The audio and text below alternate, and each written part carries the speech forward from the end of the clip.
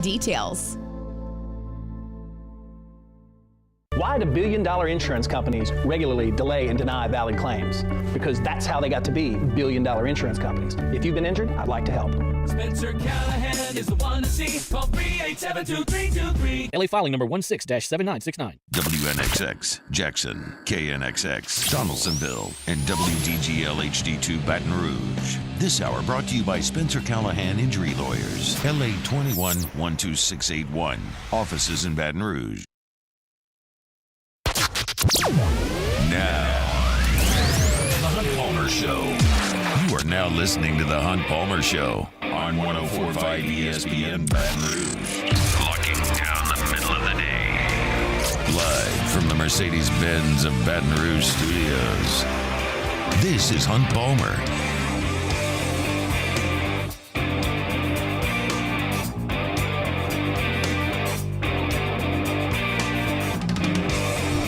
Welcome in. Hunt Palmer coming to you from Mercedes-Benz at Baton Rouge Studio downtown in the capital city on this Monday. That means we're brought to you by Gulf Coast Office Products. Got Jacob Beck and Cassie Spazzali back there on the ones and twos. Hope your work week's off to a good start. Appreciate you hanging out with us here on 104.5 ESPN Baton Rouge. It's a big weekend for football recruiting, big time for football recruiting over there with LSU. Sonny Ship from 24/7 will be with us in 15 minutes to talk about it. I've certainly got thoughts on the Super Regional as we are just about set for Omaha.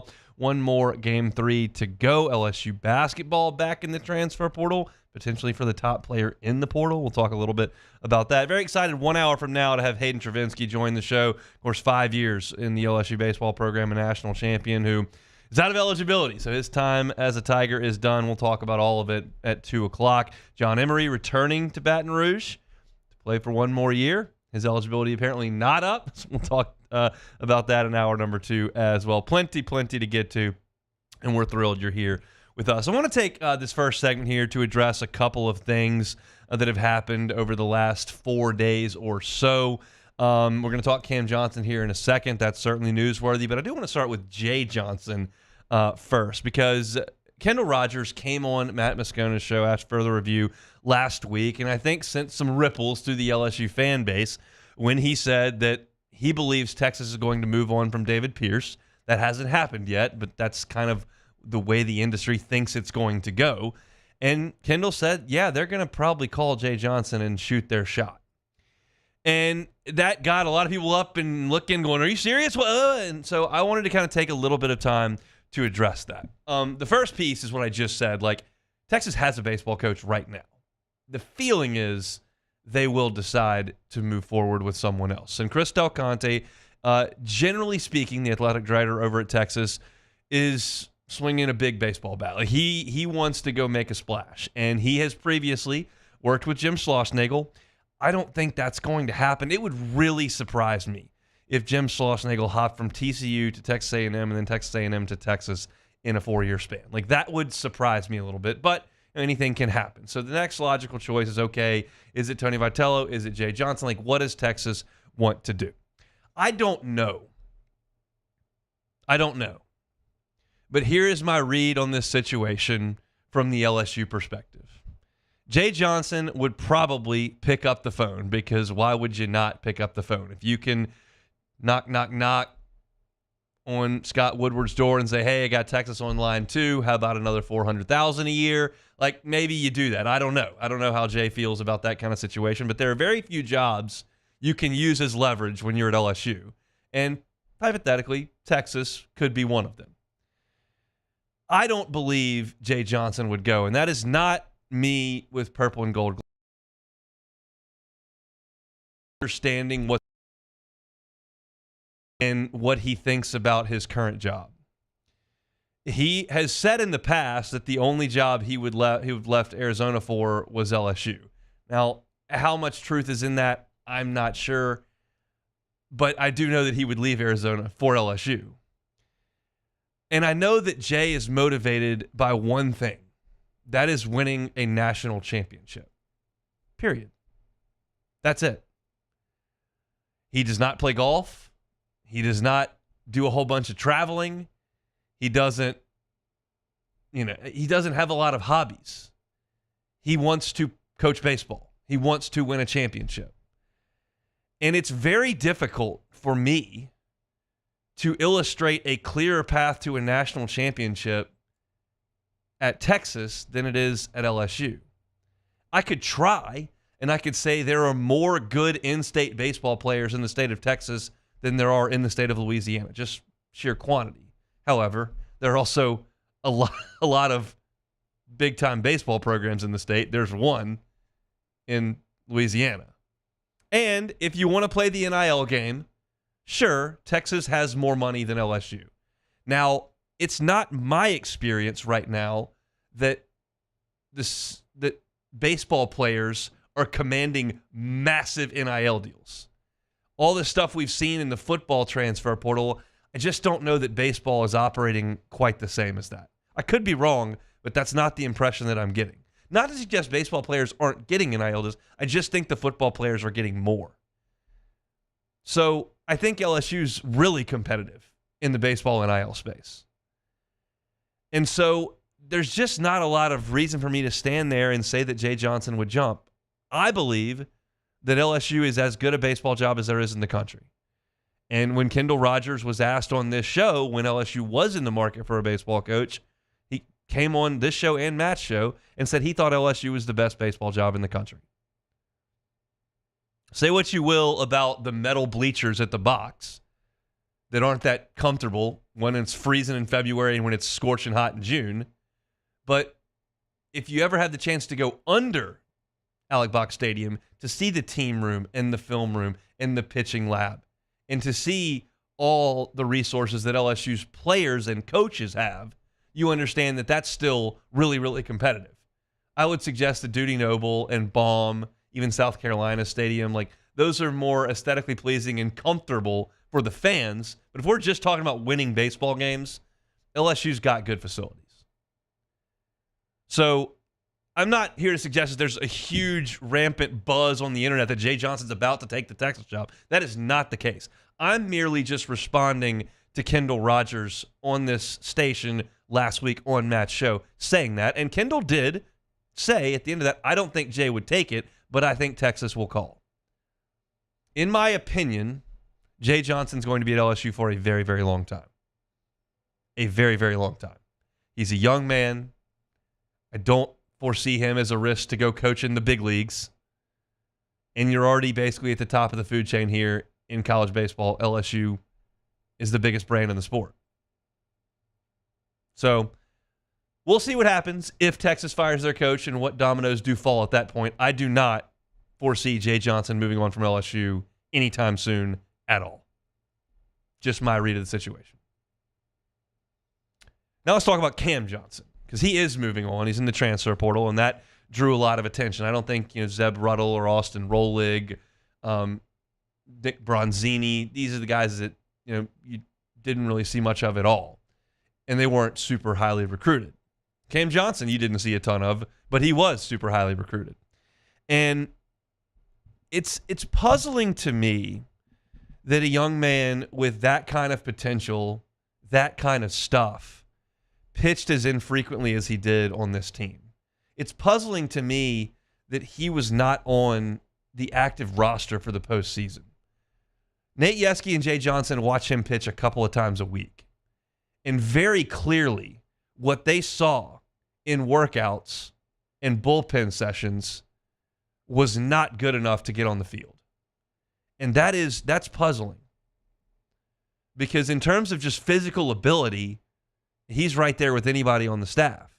Now, famously, we know in his first outing, he walked 7 guys. We all remember that. It was his first time out on the mound, and he just couldn't throw it up the plate. But he never had like a complete meltdown like that afterward. The fastball was always sitting around 94, 95, and I thought he spun the slider pretty good. And I don't know if I can recall a young player with that much acclaim, that much obvious talent, so minimally used. And to not even have him on the roster in the postseason is like, whoa, really? And so who knows what the discussions were like with Cam Johnson, Jay Johnson, Nate Yeskie, the entire program, like whose decision this was and the reasons behind it, I don't know. Maybe we'll find that out someday. But it's a guy that just had immense stuff that the staff simply did not trust could go out there in any capacity and get outs. They were looking for anyone at all who could pitch in game threes. This run that they went on late kind of makes us forget about that. But, I mean, they were getting run ruled every game 3. And still, not a lot of innings for Cam Johnson. At that point, you can put anybody out there. And I think it's, in my opinion, like I trust that staff to evaluate college players. And it just feels like he's probably a long way away from being a big-time power program weekend starting pitcher. He has to be. He was never given that opportunity here, but because of how few opportunities he got, I can't really draw any other conclusion than, yeah, he's a long way away. Big, physical, throws with the left hand, 97 miles an hour, like all that stuff just gets you on the radar no matter what. But in terms of the actual performance, both on the field and in bullpens, it must have been a long way off. But this day and age, that loss is not catastrophic. Like back 15 years ago, your most talented freshman pitcher leaving the program would have been massive deal. Now, you just go to UCLA and get their best pitcher. Go to Alabama, get their best pitcher. Go to Air Force, get their best pitcher. We've seen a lot of movement in the portal right now. Florida got a big commitment from Miami second baseman today. Seen Georgia go to work. They've got 7 portal commitments already for next year. We haven't had any news from LSU, but that news is coming. If you heard Jay Johnson on the show today, he's in full grind mode. He was on this morning with OTB. He's in full grind mode. He was in the airport, and he's going to see a current player, trying to keep them around, and he'll be fishing in the portal waters for elite-level talent. And you just fill in with the next guy. It's hard for me to see it as some sort of massive loss when the staff didn't trust him at all to go out there and pitch. It sounds like the classic cliche, oh, we didn't even need him. The recruiting thing, the guy commits elsewhere. It wasn't really a take anyway. Like, I'm not trying to sound like that, but what other conclusion could I draw when you've got a guy that talented that never pitches? Like, there must be some real issues there that he's having to work through. All the best to him. I hope he figures it out. We'll just have to see where coming up next. Our Monday show is brought to you by Gulf Coast Office Products. Our baseball breakdowns all season long have been brought to you by Pluckers. 2 locations, Nicholson just south of campus, Bluebonnet in front of the Mall of Louisiana. When we come back, Sonny Ship talking football recruiting. It's the Hunt Palmer Show. You are now listening to the Hunt Palmer Show. It is storm season. Protect yourself from power outages with the folks at Boudreaux's Electric. Neil and Melissa have been running Boudreaux's Electric for 40 years. 40 years. And what they're selling to you is, Generac generators, but also peace of mind. The time to think about getting that home standby generator is not when you're sitting in your 94-degree house in the dark because the power's out. The time to think about getting that generator is now. You make the call to Boudreaux's Electric. They can get this done in about a week. 985-397-1562 is the phone number. 985-397-1562. You give them a call. They come out. They understand your square footage, what you want happening when the power goes out, whether you're a commercial business owner or just a homeowner. Once they understand your situation, they'll get you in the right generator for you, and all of their generators come with a 7 to 10-year warranty. A lot of peace of mind there from the folks at Boudreaux's Electric. It's 985-397-1562. That's my friends at Boudreaux's Electric. Get the 104.5 ESPN Baton Rouge app powered by Bayou Ford and tap the microphone icon to send us your thoughts in an audio message. Your message could be played on air during Off the Bench with Esther and T-Bob, The Hunt Palmer Show, and after further review with Matt Moscone. Gulf Coast Bank and Trust is giving our customers the power to bank anywhere, anytime during this challenging event. And we're right there with you. Our mobile banking app is a smart way to manage your money and time. Gulf Coast Bank and Trust, the bank that cares about you. Farming is a way of life for us. It's not something we get up in the morning and dread going do. It's just something we go to bed at night looking forward to getting up to go do. John Deere equipment is what we as farmers strive to have. So it's in your blood, it's in your veins. It's just a part of who you are. Green is what we want to be in. The other tractors were acquired to patch it up, to get to where you want to be, where we want to be is in John Deere. Flip the switch and learn more about what it means to be powered by sunshine at sunequip.com.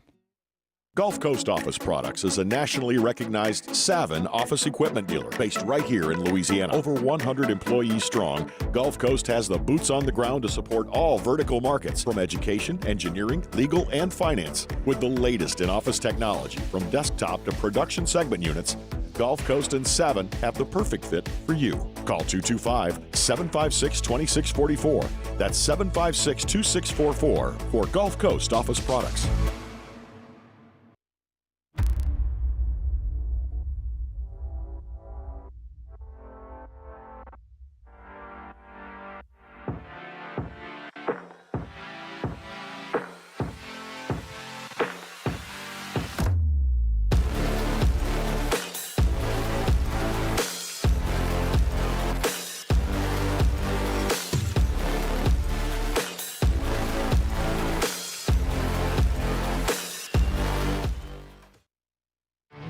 There it is, the extra mile, on the border of expected and extraordinary, for those willing to go further, like vans customized for work or play, with safety and tech to keep you connected, supported by a 5-star sales, service, and finance team, and backed by the 1-star you know.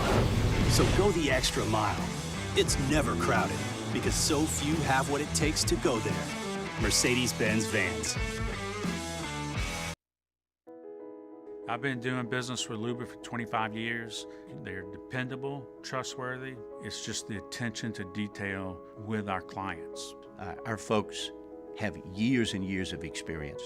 They're highly trained professionals, but many companies have that asset. What I'd like to think makes Luba a bit different is that we use those talents in a way that truly is dedicated to serving the needs of the folks who depend on us. At Relief Windows, we're more than windows. We're windows, doors, hardy plank, and vinyl siding. But our number one product is always customer satisfaction. Matt Moscona inviting you to join us for Monday's AFR, presented by Relief Windows. John Emery back at LSU. What does it mean for the running back room for the Tigers? Saints are on the practice field for minicamp. We'll preview it. Join us Monday, 3 to 6, 104.5 ESPN, Baton Rouge.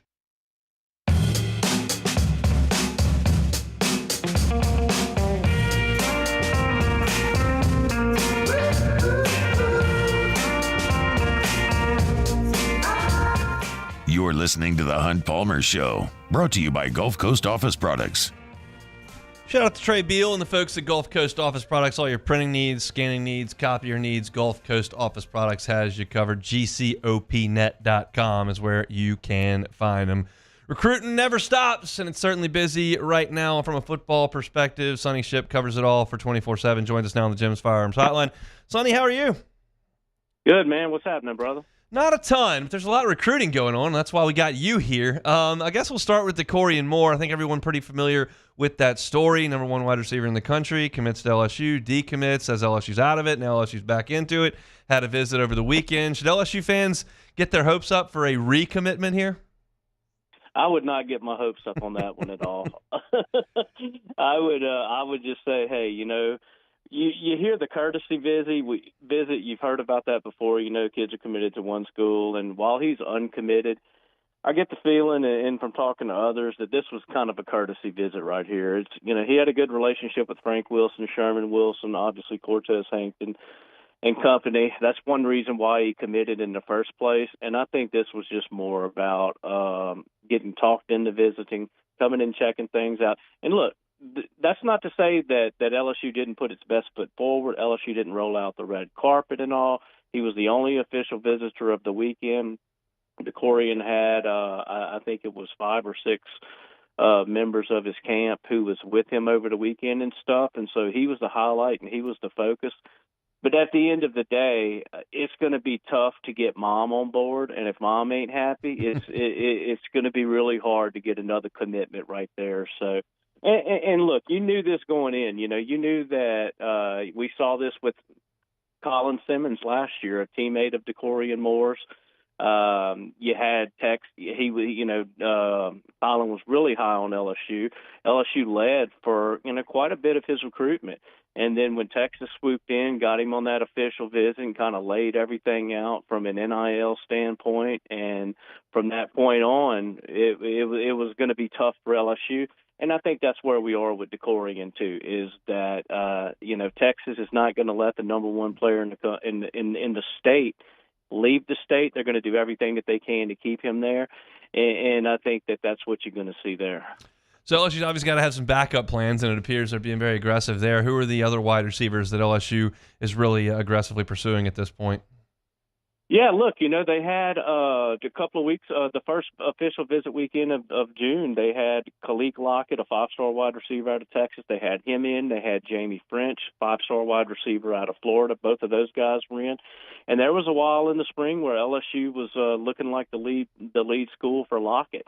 I think that's changed now, and I think he's going to be another one. It's going to be tough to get out of the Lone Star State. But Jamie French is one that I think you can, that LSU fans could look at and say, okay, this could be the guy. This could be that number one receiver, that Jamar Chase, that Jamar Chase type, that Odell Beckham type, that Malik Neighbors, Brian Thomas Jr. type, the number one receiver who comes in, just puts up huge numbers. I think you could see that. While Texas is a threat for Jamie French as well, I'm just not in the camp that Texas is going to be able to pull these 3 5-star wide receivers in the same class. You're talking about 3 dudes who are all alphas. There's one ball to go around. They all feel like, and they really all are, number one wide receivers in an offense. And getting 2, I think convincing 2 to come in is easy. But who wants to be that third wide receiver? Not many 5-stars are looking to be that. Yeah, this day and age, there's no chance you can get 3 in one class and have them stick around for more than a year. The writing will be on the wall pretty quickly. So absolutely, you might get them committed because of the state that college football recruiting is in right now from an NIL standpoint. But when signing day comes, I mean, you're going to be doing something really, really special to get them all to sign in the first place. But then the odds of you having them 3 after 1 year. Ooh, man. How involved is Bryce Underwood with all of this recruiting? Well, I think Bryce Underwood, and that's another reason that I think you're starting to see the mood kind of shift on Jamie French a little bit, because he's even mentioned the Bryce Underwood effect. And I think as things kind of get a little bit closer to him making his decision, I believe he's planning on making a decision either July or August. I'd have to go back and look at it to see. But it's fairly, it's before his senior season and everything. And I think you're going to see that Bryce Underwood effect have more play as you get closer to these decisions. Go ahead. No, go ahead. I didn't want to cut you off there. Go ahead. Yeah, no, all good. I was just trying to close the door so my dogs didn't bark. Speaking of closing the door's open for some 5-star cornerbacks that LSU is certainly pursuing. We know that Corey Raymond had a huge track record of that when he was at LSU the first time around, and LSU's defensive back recruiting hasn't been quite as good over the last couple of years, quite frankly. He's now back on board. Who are a couple of the targets that he's pursuing from a secondary perspective? Yeah, look, that first weekend that I was talking about before with the wide receivers, he had 2 5-stars on campus, Dorian Brew and also DJ Pickett. Now, Dorian Brew, I think he's going to be a tough pull, even though his dad was a track All-American at LSU. So you got those ties right there. USC and Ohio State, though, I think are going to be a little more favorable with Mom right now, and so that's one that I think is going to be a tougher pull. But DJ Pickett, he left LSU, got some ties to Patrick Peterson, another South Florida cornerback. And so Patrick Peterson was in town on that first official visit weekend. And so that's, I think that's something that LSU kind of has in its back pocket that some schools don't have. By all accounts, Pickett left LSU that weekend with LSU feeling good about where it stood. And from that point, it's just a matter of being able to withstand the storm. Georgia was this past weekend. He went to Georgia. By all accounts, it sounds like Georgia may have impressed him a little bit, but had not done enough to kind of overtake where LSU's position was. And now you just sweat it out and see you got Miami coming up, you got Oregon coming up, and then he's another one who I believe his announcement date is October 5th. So you've got a little bit longer on that one. And, you're going to, not to sound like a broken record, but with all these kids And with the NIL situation the way it is, you may be in the top spot, and that's great and everything. You may have a commitment, and hey, beat your chest. We got the guy, but holding on to him in this era that we're in, that's where all the sweating comes from. No question about it. I know the elite camp over the years has been a really good thing for LSU, and generally speaking, a commitment or two generally comes from that. I know it's coming up here. What do you have to say about this week and what the potential are here in Baton Rouge? Yeah, it's kind of weird, man. You go back. I mean, I've been doing this over 25 years. And the recruiting timelines have shifted so much. It used to be that, all the official visits happened during the season because kids wanted to see games. They wanted to experience Tiger Stadium. Now we're in this era to where the month of June is huge for official visits because these kids, they want to try to get a decision out of the way. I think the early signing period kind of shifted the timeline with a lot of recruiting, but most of the guys coming in for the elite camp are now going to be in the 2026 and 2027 classes because all the other ones are taking their official visits. You don't even really have the days now to where kids come to camp to try to earn an offer before their senior year. You got some rare exceptions out there, but used to be, you might have a dozen kids coming in, but now all those kids are taking official visits and stuff. So it's going to be interesting to see. The big one, I think, is going to be that Friday Night Lights camp, and that's going to be the weekend. The third weekend in June is the last official visit weekend before a dead period kicks in, and that's going to run until most of July, till the end of July. And so I think that Friday Night Lights camp, that's what they're staging up. That's what's going to be the big one to kind of really showcase the LSU brand, also showcase Tiger Stadium a little bit and stuff. And I that's the one where you'll see the Bryce Underwoods, you'll see those big guys come in for. Sonny, we really appreciate the time. Absolutely, brother. Have a great day, my man. You too. Me and Sonny Ship, 24/7 Sports. Go 24/7. Have Glenn on every Tuesday. Sonny does an awesome job keeping up with recruiting. He's kind of singing the same song that most people in the industry are singing on Decoria Moore. Yeah, he has a great relationship with the staff, but it's probably not going to end up in Baton Rouge. But what else can you do? And it looks like Jamie French, kind of the guy that LSU is targeting at wide receiver for that big 5-star wide receiver commitment. And Brian Kelly's done a really good job recruiting. He's got a really good staff full of recruiters that got to close the door on this class here in the coming months, and certainly the next couple of weeks should be entertaining from a recruiting perspective, as there are a lot of camps and a lot of announcements that are afoot. So if you're looking to check that out, you can do so over at Go 24/7. LSU just added a baseball transfer. I'm going to learn about him during the break, and I'll tell you what I learned coming back next. You are now listening to The Hunt Palmer Show. Visit us at LeBair's Baton Rouge Casino this summer for all the hoops and hockey playoff action. We got the biggest screens, the best food and drink, plus we're giving away Pin Cash bonuses and prizes to Pin Play Rewards members. Not a member? Join today by downloading and registering for the Pin Play app from the App Store. Unlock all the fun, including a chance to win up to $2,000 in Pin Cash. All this and more make LeBair's Baton Rouge Casino your summer sports viewing headquarters. Must be 21 or older. Gambling problem? Call 1-800-522-4700. Our listeners fire off their opinions on the jimsfirearms.net hotline at 499-1045. Keep listening for your next chance to shoot us your thoughts with the jimsfirearms.net hotline on 1045 ESPN Baton Rouge. Bayou Ford has the new inventory to get you in a new Ford truck or SUV today, or customize your next vehicle just the way you want. All new Bayou Ford vehicles come with a 1 million mile powertrain warranty. The crew at Bayou Ford is going to do right by you. The Windsor Senior Living Community in Mandeville, Louisiana is a beautiful, vibrant apartment community geared toward seniors. They are nestled right in the heart of Mandeville, where seniors live a more carefree lifestyle in spacious apartments with the peace of mind that comes from having a little extra help. Call the Windsor at 985-624-8040 to schedule a lunch and tour. Come see how the Windsor can be your passport to peace of mind.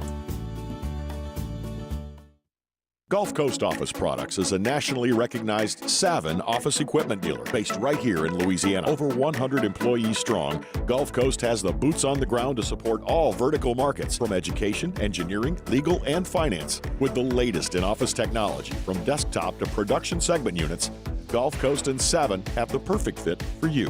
Call 225-756-2644. That's 756-2644 for Gulf Coast Office Products. Farming is a way of life for us. It's not something we get up in the morning and dread going do. It's just something we go to bed at night looking forward to getting up to go do.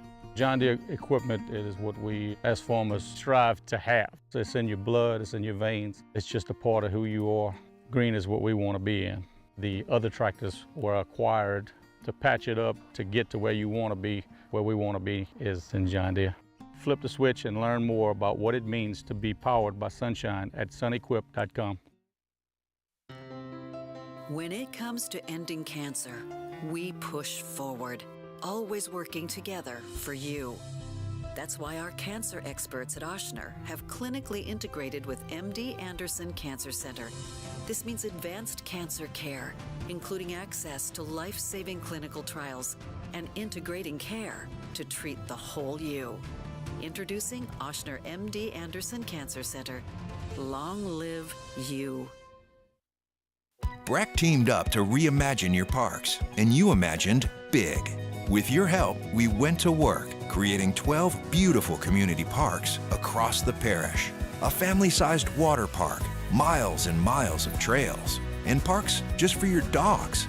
There are more places to splash, to explore, to run wild, and even soar.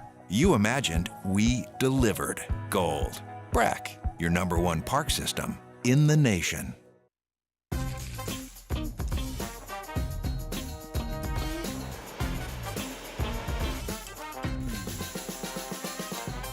The best. Join us for the Tuesday edition of Live at Lunch from Mike Anderson Seafood, Wesley at Nicholson. Andy Isco joins us from Las Vegas, and the field for the College World Series is set. Live at Lunch, 11 a.m. Tuesday on 104.5 ESPN Baton Rouge.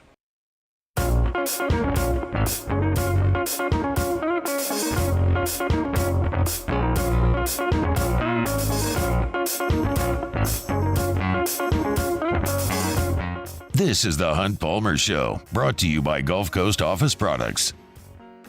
Thanks to Sonny Ship for a few minutes talking some football recruiting. Speaking of recruiting, Jay Johnson hard at work, and he has added his first transfer portal edition of this 2024 offseason, and it is right-handed pitcher Chandler Dorsey from South Florida. Dorsey's big physical guy, 6'4", 225 pounds, from Lakeland, Florida. For the last 2 years, he has been a reliever for South Florida. This year, he was their primary closer, ended up with 8 saves on the season.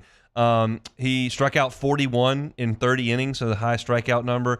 16 walks, a little high for 30 innings, but he's big, physical. I saw a 3-pitch mix, fastball, good changeup, and then a pretty tight slider. This does not appear to me, now I don't know, and I've never heard of Chandler Dorsey as of 11 minutes ago. So I'm doing research on the fly, but I did see some YouTube video of him pitching against Florida in the midweek, and just looking at his statistics, this would appear to me to be a bullpen ad for LSU. It's a guy that's pitched in high leverage innings, a guy that strikes a lot of guys out, big, physical. And I just think there's a chance when you look at some of these pitchers that LSU can unlock a little something with these guys. I'm not going to say that everyone's going to make a jump like Paul Skeens made. Let's just be very clear about that. But with the pitch lab and some of the resources that LSU has, it's reasonable to expect a little bit of an uptick if you go from South Florida to LSU. So I feel pretty good about this ad here. Something we talked with Joe Healy about last week, and he was talking about North Carolina when we were having this discussion, but the point remains with kind of whoever you want to talk about. Yeah, you'd love to have 3 absolute dudes in your starting rotation that all could eat up 6 or 7 innings every time they went out there, and that's fantastic. You can do it. The reality is that a lot of teams don't have that.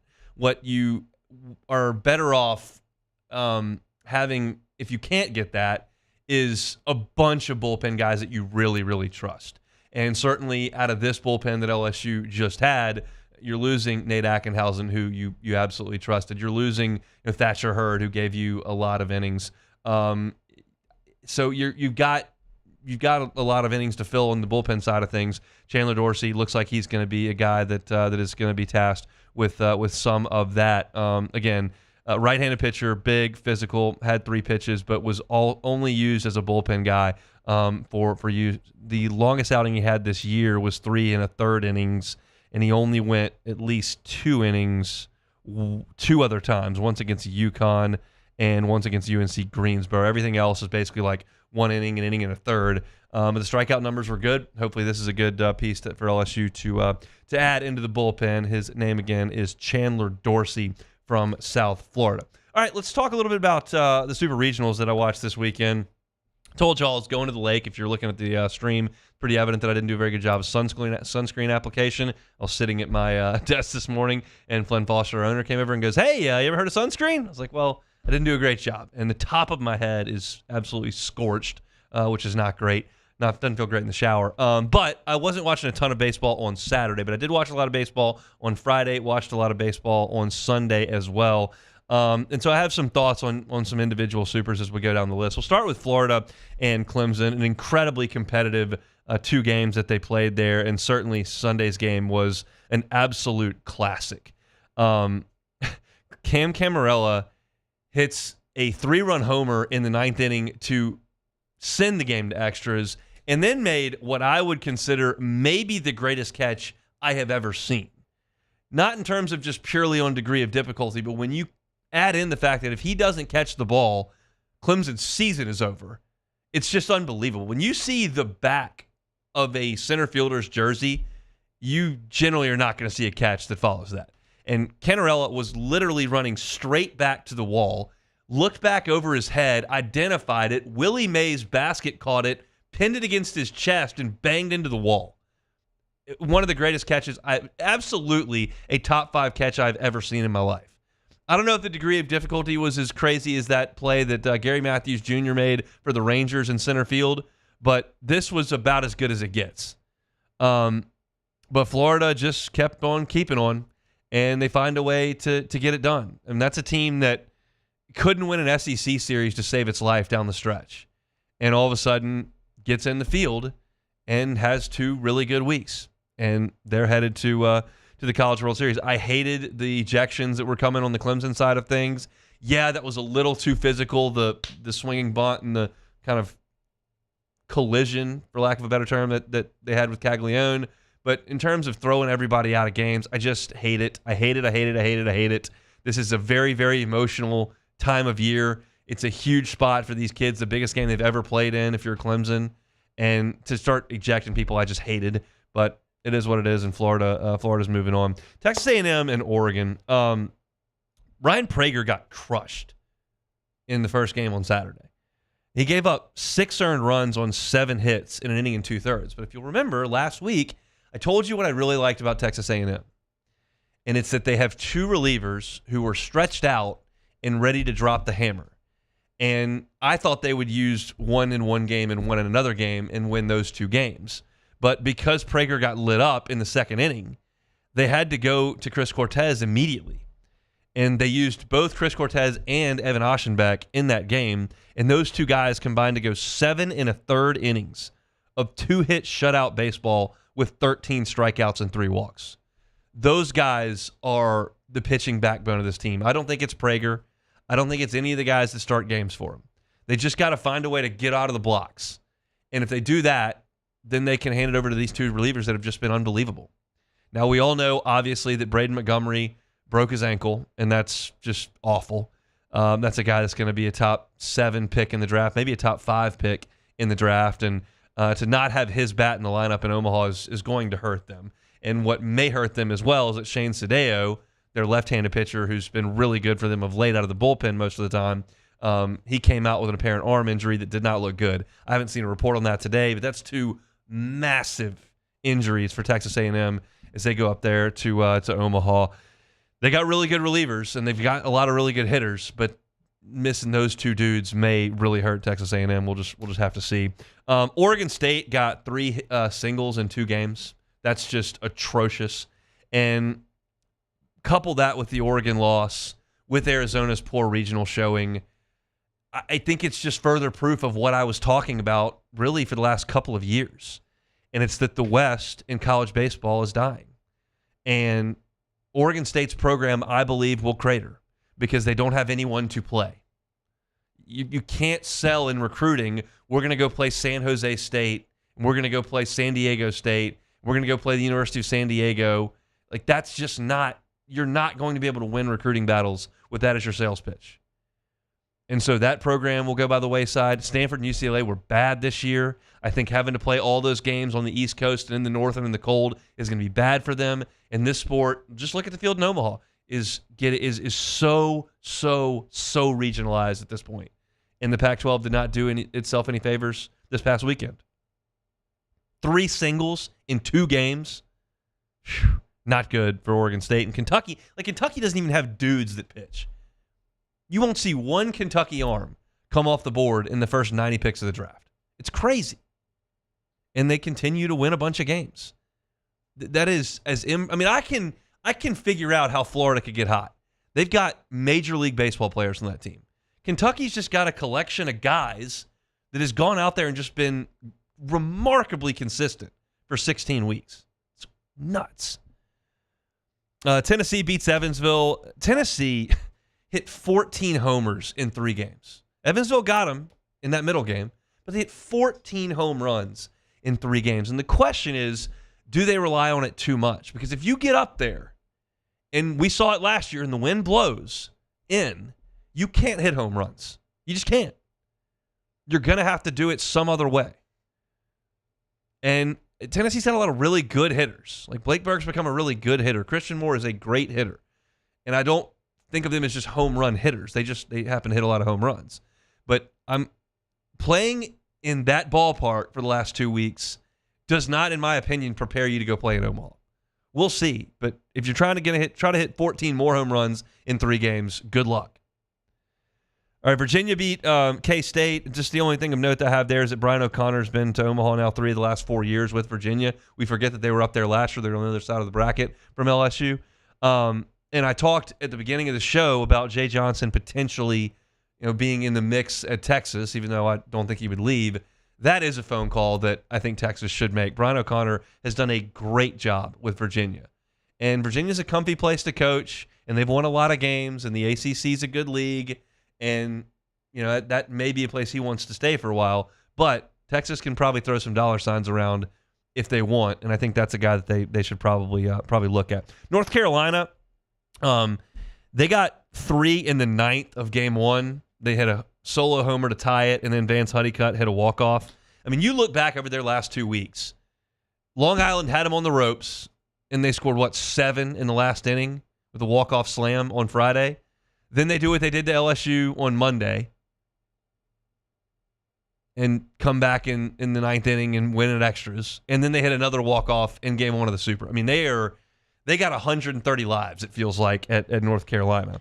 Then in game 2, DeCaro was really good, 6 1/3, 2 hits, 1 run, and they brought in Pence, the left-hander who closed LSU out, to close that one. Honeycutt hit a homer in both games. The big drama in that Super was Derek Clark's usage. West Virginia threw him out there for 144 pitches in the first game, and you heard Kyle Peterson. It was like the 7th inning, and he was at 98 pitches in the 7th inning, and Peterson was like, no, he'll finish this game. He will finish it. And he would have if he could have gotten him out, but he couldn't quite get it done in that game 1, and they left him out there for 144 pitches. He was asked after the game, how many pitches did you throw? Do you know how many pitches you threw?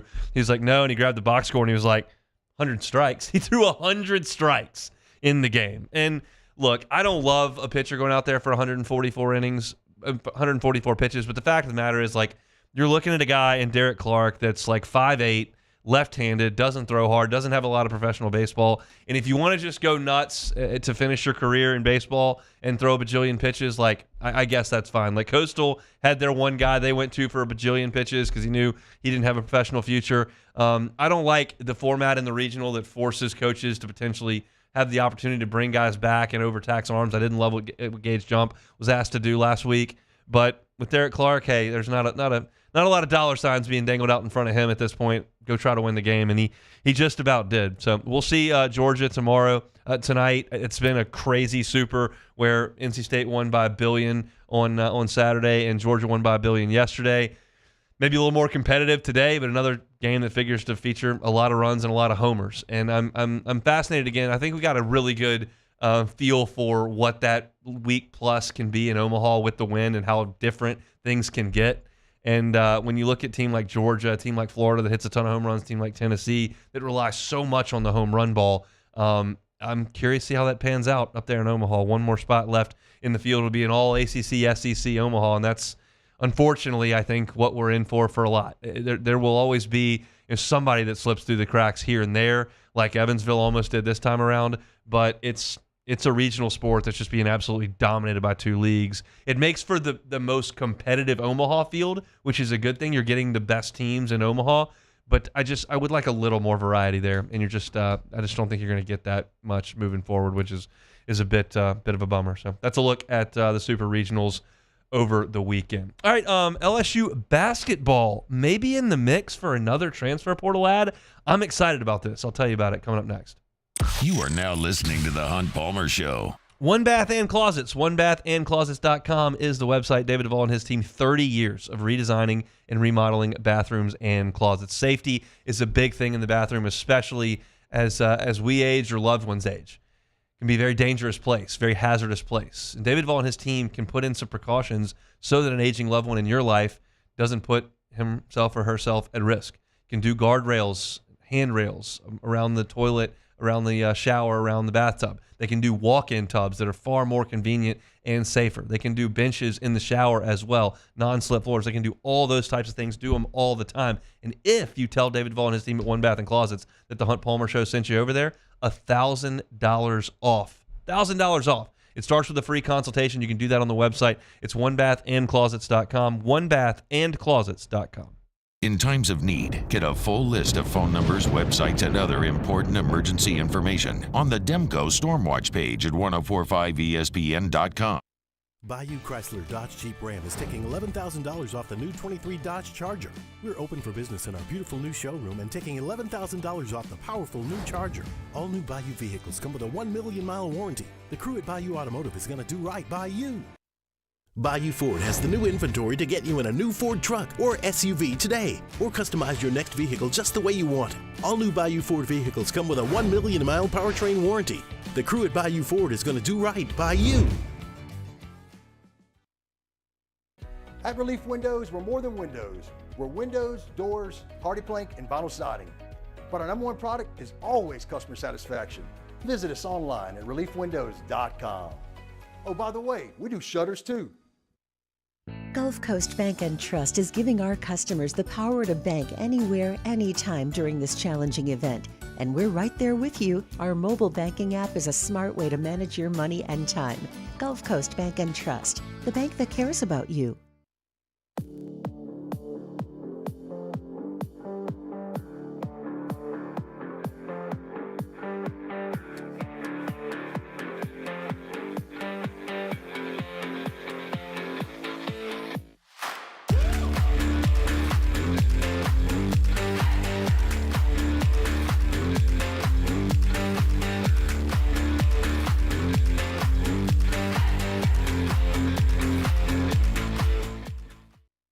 Electricity is all around us, and our families depend on it.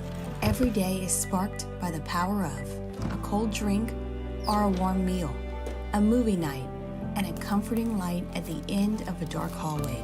From sunrise to sunset, playtime to bedtime, our team is ready to take care of your electrical needs. In case of an after-hours emergency, the light shines brighter with Mr. Electric.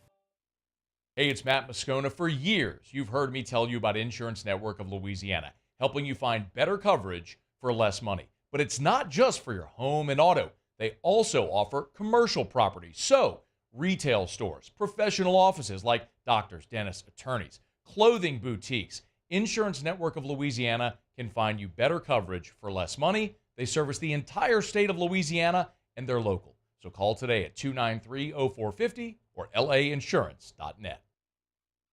Jerry and Benny Payne began Central Plumbing Company out of their driveway in Tanglewood subdivision.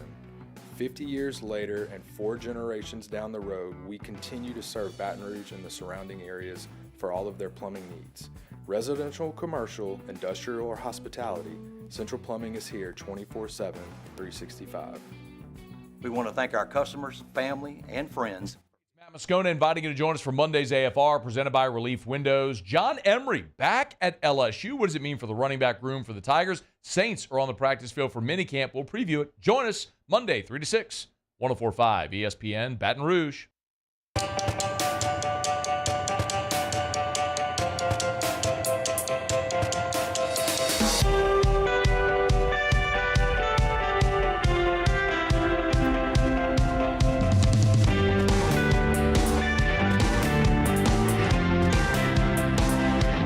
ESPN Baton Rouge is excited to partner with our sister station Eagle 98.1 and WBRZ TV on a rare opportunity for local bands in our area to be a featured act for Kenny Wayne Shepherd's July 13th show at the River Center. We're looking for 5 Louisiana bands to compete at a special Battle of the Bands presented by Parish Construction and Roofing on June 21st at the Texas Club. To submit an entry to take part with a sample of your band's sound and get all the details, visit 1045ESPNBatonRouge.com. The entry deadline is in 2 days, June 12th. You're listening to The Hunt Palmer Show, brought to you by Gulf Coast Office Products. I told you a couple weeks ago that I thought LSU's basketball roster was about set. They've still got one more year of a self-imposed scholarship limit down from 13 to 12, and they've got that. So I thought they were pretty well set, but it turns out they may not be, because the number one player in the transfer portal, Coleman Hawkins, will visit Baton Rouge this coming weekend. Coleman Hawkins is a former Illinois Fighting Illini. He started 35 games for them at the 4 or 5 last year. He's 6'10", 230 pounds, and he's very skilled. He shot 45% from the floor. He shot 37% from 3, and actually was second on the team in three-point makes for Illinois this past year at 6'10", 230. I watched some tape of him. He can put it on the floor. He's got a gorgeous shooting stroke. This guy can really play. He can block some shots, which is a huge need for this team. This would be a bit of a game changer if LSU could pull this off. You're talking about a guy who participated in the NBA draft combine and pulled his name out of the draft, so he's got professional aspirations. I look at him play, and I think he could be a pro, and that's what I've been talking about. Like, you need pros to get where you're trying to go in college basketball. And you can get them any number of places. Tennessee got Dalton Connect from the end of the earth and whatever level he was playing in, and he was fantastic. I'm not telling you that Coleman Hawkins is going to be the SEC Player of the Year, but he can really play. And I know that he's visited Kansas State, and he's kind of looking around, and I think I have some optimism here based on one quote. Again, I learned of Coleman Hawkins yesterday. I'd never heard of him until yesterday. But if you can listen to this quote from the NBA Scouting Combine, I think you'll understand why I think LSU has a chance to land him. This is Coleman Hawkins talking about where he would play if he pulled out of the draft and went back to college. I would never play in the Big Ten again. I wouldn't play in the Big East. I would go somewhere with a football team where I can enjoy a football game. But yeah, some schools have reached out, but some schools I've just been honest with them, and I haven't wasted their time. I flat out told them, that's just not somewhere I would. He wants to go somewhere where he can enjoy a football game. I think I got a place, Mr. Hawkins. And if the competition here is Kansas State and LSU, and we're talking about where we want to enjoy a football game. Not Manhattan. The Little Apple, Bill Snyder Family Stadium? I don't think so. So look, I don't know what the pitch is from a basketball perspective. I don't know how Matt McMahon handles that, although he does a really good job in recruiting. But if we're just talking about where we can enjoy football games, I feel relatively comfortable with where LSU is positioned. like that's going to be pretty good. Hey, Coleman. This year, we got Oklahoma coming in. We've got Alabama coming in. We've got Ole Miss coming in. We've got UCLA coming in. If you'd like to enjoy a football game, Coleman, I got a spot for you. There's a student section. It's right there in the corner of the end zone. The band sits right there, and the Tigers come out of that tunnel. This is a spot. They play call in Baton Rouge. It's a great gig. I got confidence that LSU is positioned pretty nicely here. And from a basketball perspective, this really excited me when I turned on the film of Coleman Hawkins. He's a big that can shoot, he can move, he can block some shots. I think if you plugged him in, he would very similarly to what he did at Illinois. I think he could score 15 a night for you and pull down 8 to 10 boards. This would be I feel great about LSU's guards. I'm a little concerned about the front court for LSU this year, specifically on defense, but even on offense as well. This stretch five with real skills makes LSU, in my opinion, I would say better than 50-50 shot to make the NCAA tournament next year if they could pull in Coleman Hawkins. You look at what the roster is, the shooting composition, the continuity that they've got, some development that needs to happen. I think LSU would have a better than 50-50 shot to make the NCAA tournament. I'm not trying not to be overboard here. I'm not saying they're the favorites in the league. I think Alabama's got a pretty damn good roster. John Calipari's got some really good players that are in Arkansas. Kentucky's always going to be good. Bruce Pearl's always going to field a solid team. So is the case with Rick Barnes in Knoxville. I'm not trying to suggest that, but I think LSU would firmly plant itself as a top half of the SEC team, and I think a team that could make the NCAA tournament if they can get Coleman Hawkins. Want to watch a football game, Coleman? I got a stadium right down the street that does pretty good with that. So we'll see if they can close the deal with Coleman Hawkins coming up this coming weekend, so a few days before he visits, but he will be in town coming up later this week. All right, that's it for hour number 1 here on a Monday edition of the Hunt Palmer Show. Our Monday show is brought to you by Gulf Coast Office Products. If you need printers, copiers, scanners, they got you covered. GCOPnet.com, GCOPnet.com. If you haven't really considered why you have a certain printer, scanner, copier, just got the cheapest one you could find, give it some thought. Let Trey Beal and the folks over at Gulf Coast Office Products come in and make sure that you've got everything that you need. GCOPnet.com. We'll pause for sports, and when we come back, Hayden Travinski from the Fighting Tiger Baseball Squad will be with us. It's the Hunt Palmer Show.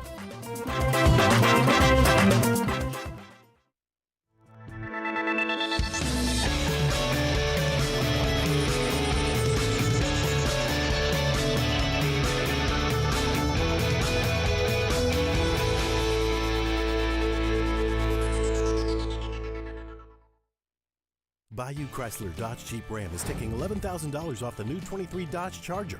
We're open for business in our beautiful new showroom and taking $11,000 off the powerful new Charger. All new Bayou vehicles come with a 1 million mile warranty. The crew at Bayou Automotive is going to do right by you.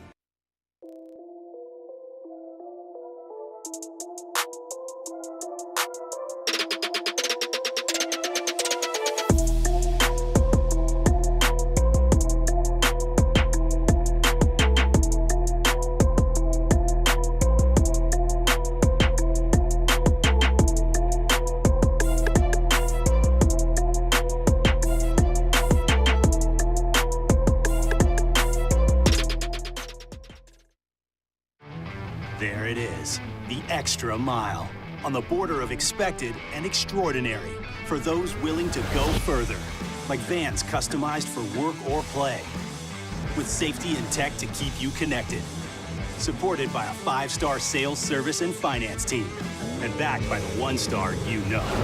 So go the extra mile. It's never crowded, because so few have what it takes to go there. Mercedes-Benz Vans. I've been doing business with Luba for 25 years. They're dependable, trustworthy. It's just the attention to detail with our clients. Our folks have years and years of experience. They're highly trained professionals, but many companies have that asset. What I'd like to think makes Luba a bit different is that we use those talents in a way that truly is dedicated to serving the needs of the folks who depend on us. Gulf Coast Office Products is a nationally recognized Savin office equipment dealer based right here in Louisiana. Over 100 employees strong, Gulf Coast has the boots on the ground to support all vertical markets, from education, engineering, legal, and finance. With the latest in office technology, from desktop to production segment units, Gulf Coast and Savin have the perfect fit for you. Call 225-756-2644. That's 756-2644 for Gulf Coast Office Products. Farming is a way of life for us. It's not something we get up in the morning and dread going do. It's just something we go to bed at night looking forward to getting up to go do. John Deere equipment is what we as farmers strive to have. It's in your blood, it's in your veins. It's just a part of who you are. Green is what we want to be in. The other tractors were acquired to patch it up to get to where you want to be. Where we want to be is in John Deere. Flip the switch and learn more about what it means to be powered by sunshine at sunequip.com. When it comes to ending cancer, we push forward, always working together for you. That's why our cancer experts at Ochsner have clinically integrated with MD Anderson Cancer Center. This means advanced cancer care, including access to life-saving clinical trials and integrating care to treat the whole you. Introducing Ochsner MD Anderson Cancer Center. Long live you. Breck teamed up to reimagine your parks, and you imagined big. With your help, we went to work, creating 12 beautiful community parks across the parish. A family-sized water park, miles and miles of trails, and parks just for your dogs. There are more places to splash, to explore, to run wild, and even soar. You imagined, we delivered. Gold. Breck, your #1 park system in the nation.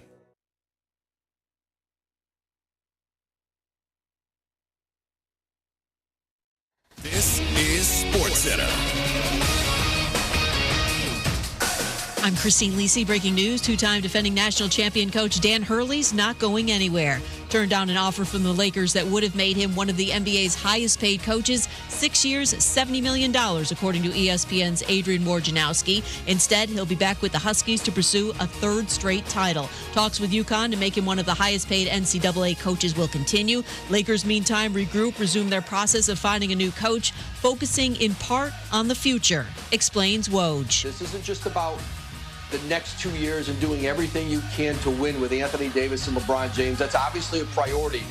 But beyond that, developing the young players on their roster. They've got the 17th pick in this draft.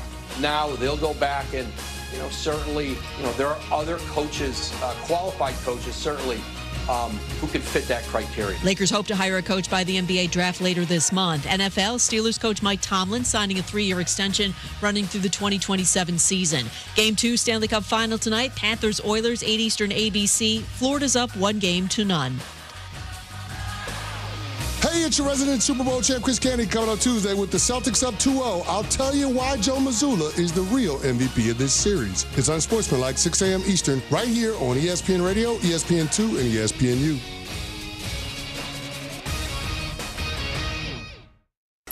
Ladies and gentlemen, may I direct your attention to something quite extraordinary? Now, the Hunt Palmer Show.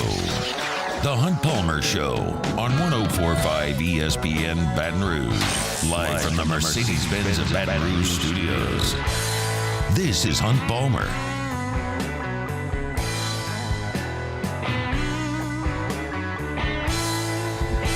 Hour number 2, Hunt Palmer Show, 104.5 ESPN Baton Rouge, coming to you from Mercedes-Benz Baton Rouge studio downtown in the capital city on this Monday. Hope your work week is off to a good start. LSU's baseball season came to an end a week ago, back on Monday in Chapel Hill. But it was a heck of a late run by the Tigers. Hayden Travinski, a big part of that, joins the show now via the Jim's Firearm Sightline. Hayden, how are you? I'm good, huh? Thanks for having me. I'll tell you what, that was a hell of an intro. I'm doing my best here, Hayden. All right. Anytime we can add some Shreveport to the show, we're going to do that. And we'll take this opportunity to do so now. It's been a week since your college baseball career came to an end. Has that sunk in yet? Yeah, I think so. I mean, I've been here long enough, I feel like. I don't think it was a note we necessarily wanted to end it on, but it was a hell of a journey to be here and be a part of this program. Let's talk about it. This season specifically, obviously you get off to that 3-12 start. I mean, what was the energy like in the program at that point, and what led to the turnaround late? Well, I don't think you're obviously running on the highest of fumes when you're in a situation like that. Morale can take a bit of a hit, but it's not a situation we hadn't been in. In 21, we started very similar in record, and we made it to Super that year as well. So, I don't know. You just got to stay as optimistic and as positive as you can and just continue to move forward. I mean, what do you think was the biggest change on the field for you guys that started resulting in more wins? We had nothing to lose as we continued down the stretch in conference, and then once we started getting that mental edge, I think the game started to shift along with us. And I just think we found it a little too late. But that's part of the game. That's the beauty of it. Last year in the national championship year, it was really smooth. There were a couple of bumps there with Mississippi State and Auburn, but it was really, really smooth. This would have been the first time that any of y'all would have seen Jay try to manage through some really turbulent waters. What was he like as the leader of the program when things were not what y'all expected them to be? Well, at 22, it wasn't all smooth sailing either when you first got here. We still had to kind of scrape and claw as we were adjusting. He handled it like any beneficial and positive leader would. He just continued to keep us motivated and on track, and we just rode out the wave until things started to change. Let's talk about the SEC tournament. That was a heck of a run there. Did y'all feel like when you got to the SEC tournament that you had to win on Tuesday? Was that a sense that y'all had? I think when you have a mentality of you have to do something, I think it usually goes in the opposite of your favor.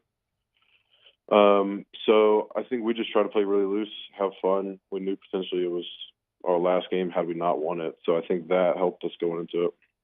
We sit here, talking heads on the radio, and we're crunching RPI numbers and looking at strength of schedule and doing all that kind of stuff to see who's in and who's out of the field. And we're looking at regional projections from D1 Baseball or Baseball America or whatever. Are y'all aware of any of that stuff that's going on during the season, or are y'all just showing up to practice? I think we're kind of cognizant because you see stuff on social media of potential bids, et cetera, and then you hear rumors, but ultimately none of that matters. It's similar to preseason rankings. You can't control any of it. You can only react when you get that draw. So yeah, I think we know of it kind of, but no one's forever 100%. What do you think? What are your memories of the regional? This past one? Yeah. I mean, we were stuck in a good regional. Wofford played really well. Long Island made a good run as well. I think obviously a few things go differently. We're in a different spot, but I think that's the nature of the sport. And if you're willing to go out there and give it your all and still fail, I think that's all you can ask for. Emotionally, when y'all get down 5-0 to Wofford in the first inning, like what was that like on Sunday? I don't think it was too big of a deal because we had just gone 2 comebacks in the SEC tournament. So I think we were comfortable enough, given the week leading up to that, where we had just had experienced it and we just lean on that to draw from. But going down 5-0, I think we were in a good spot. I think we kind of needed that to wake up a little bit too. It was a heck of a run that y'all went on Sunday. That was an incredible day of baseball by y'all, and really great playing on Monday as well. Just came up one swing short. How close were you to not coming back for this season, your final season? I'd say I was pretty on the fence just because obviously I feel like if you win a national championship, it's cool to leave on like a storybook ending, right? Yeah. But I think our class coming in, we were statistically some of the most winning to be through this program. 341 seasons back to back. So I think it was an honor for me to even have the opportunity to come back, and I was just grateful that I was asked to come back. We're chatting with Hayden Travinski, Tiger national champ, who saw his career come to a close at LSU back in the regional last week. Was your role on this team a lot different than last year in terms of leadership?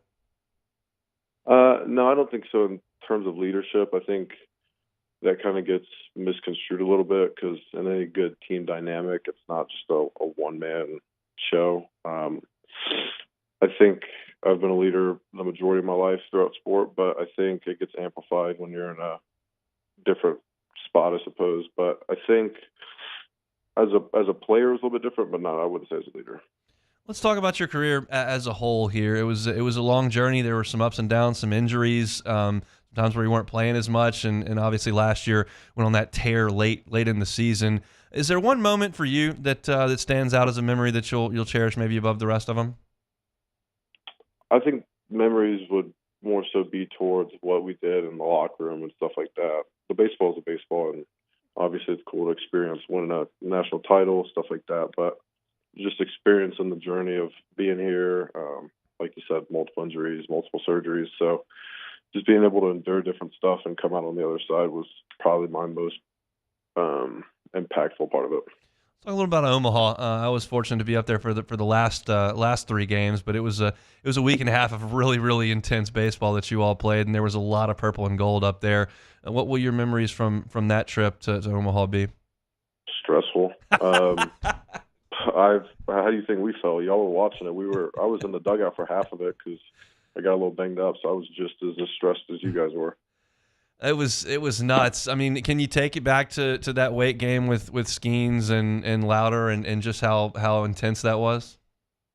Yeah, so that game I didn't play, and when you're in a dugout for those games, it's so much more anxiety-ridden because you have no input, unless obviously you're put in the game late. But it's awesome to watch two first-rounders go to each other, obviously, but really cool experience. For sure. What's next for you? Just keep training and then wait to see what my next opportunity is. Awesome. I'm curious, y'all looking at what Paul is doing in the big leagues. I mean, are even y'all a little bit surprised that he's this dominant this quick? No. Did y'all realize he was that good in the fall? Yeah. Because I went out there, like Pearson hit a homer off him the day I was out there, and I was like, his numbers from Air Force are okay. People downplay JP too, so let's not even go down that road. All right. Well, Hayden, we really appreciate a little bit of time. All the best continued success in the future, and congratulations on a heck of a career.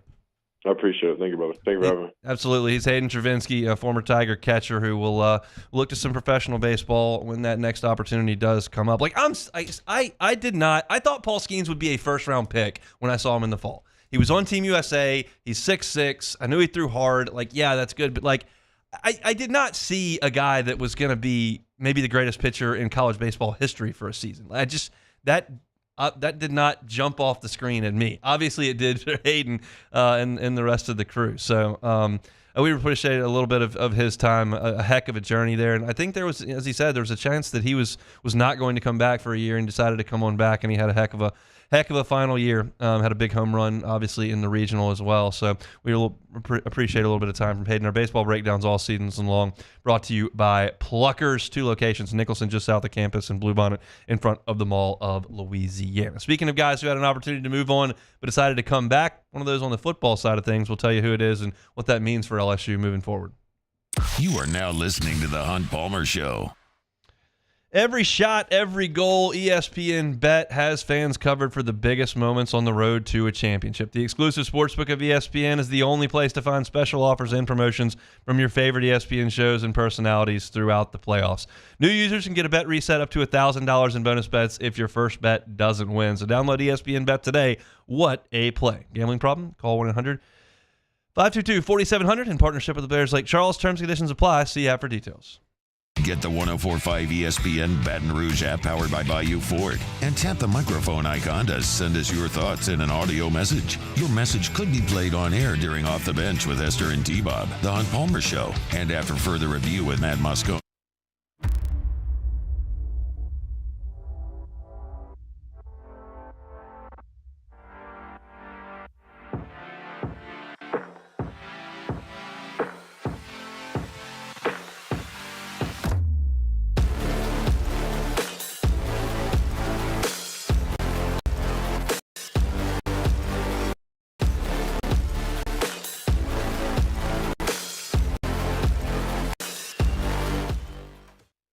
Electricity is all around us, and our families depend on it. Every day is sparked by the power of a cold drink or a warm meal, a movie night, and a comforting light at the end of a dark hallway. From sunrise to sunset, playtime to bedtime, our team is ready to take care of your electrical needs. Even in the case of an after-hours emergency, the light in your life shines brighter with Mr. Electric. Hey, it's Matt Moscone. For years, you've heard me tell you about Insurance Network of Louisiana, helping you find better coverage for less money. But it's not just for your home and auto. They also offer commercial property. So, retail stores, professional offices like doctors, dentists, attorneys, clothing boutiques. Insurance Network of Louisiana can find you better coverage for less money. They service the entire state of Louisiana, and they're local. So call today at 293-0450 or lainsurance.net. Jerry and Benny Payne began Central Plumbing Company out of their driveway in Tanglewood Subdivision. 50 years later and 4 generations down the road, we continue to serve Baton Rouge and the surrounding areas for all of their plumbing needs. Residential, commercial, industrial, or hospitality, Central Plumbing is here 24/7, 365. We want to thank our customers, family, and friends for 50 years of success. And looking forward to 50 more. There it is, the extra mile, on the border of expected and extraordinary, for those willing to go further, like vans customized for work or play, with safety and tech to keep you connected, supported by a 5-star sales, service, and finance team, and backed by the 1-star you know. So go the extra mile. It's never crowded, because so few have what it takes to go there. Mercedes-Benz Vans. I've been doing business with Luba for 25 years. They're dependable, trustworthy. It's just the attention to detail with our clients. Our folks have years and years of experience. They're highly trained professionals, but many companies have that asset.